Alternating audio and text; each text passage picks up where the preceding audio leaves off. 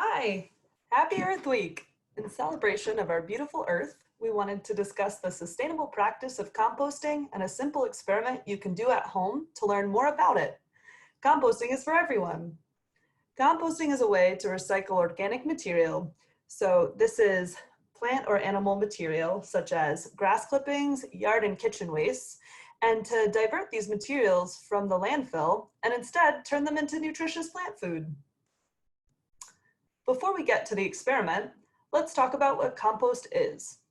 In a nutshell, compost is broken down organic material.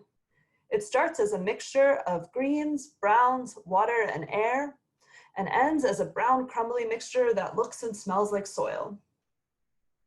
So what are greens and browns? You hear these terms a lot when compost is discussed. Greens are the nitrogen source in compost. So these are typically wet and fresh materials. So this is where your fruit and vegetable scraps come in, or your grass clippings.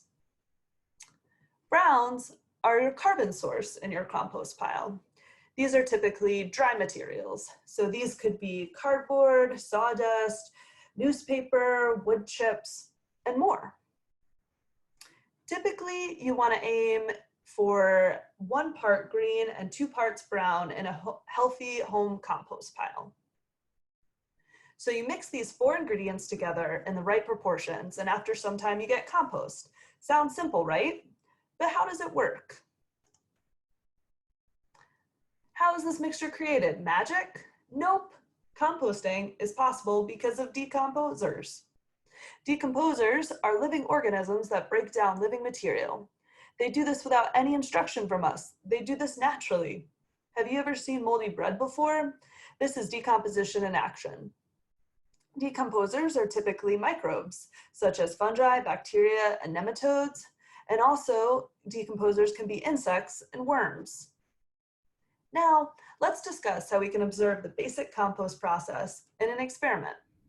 So you're ready to set up compost in a bag, a simple experiment that you can do at home to observe decay and decomposition in action. So, to start this experiment, we need to gather our materials. So we need a nice mixture of greens, that nitrogen source, and browns, that carbon source, along with water and air to make compost. And we're gonna put all these ingredients in a sealable bag. So I'm gonna put my material list over here and get the ingredients. So for my greens today, I'm gonna use an apple core. For my browns, I'm gonna use good old-fashioned toilet paper, except I chopped it up to increase the surface area for decomposition to occur. And I'm gonna mix this toilet paper with some mulch to allow for more browns. So just gonna mix this mixture up. And there's our mixture of browns. And so I'm going to put all these ingredients into my sealable bag. So I'm going to put my apple core in there. I'm going to put my mixture of browns in there. Remember, you want about 2 parts browns to 1 part green. So, and then we're just going to add in a little bit of water and leave that bag open to get a little bit of air in there. And there you go. So once all your ingredients are in, you're gonna seal that bag and just kind of shake it around a little bit to increase the start of things breaking down. And that's compost in a bag. Once your bag is assembled, you can observe it for up to 8 weeks.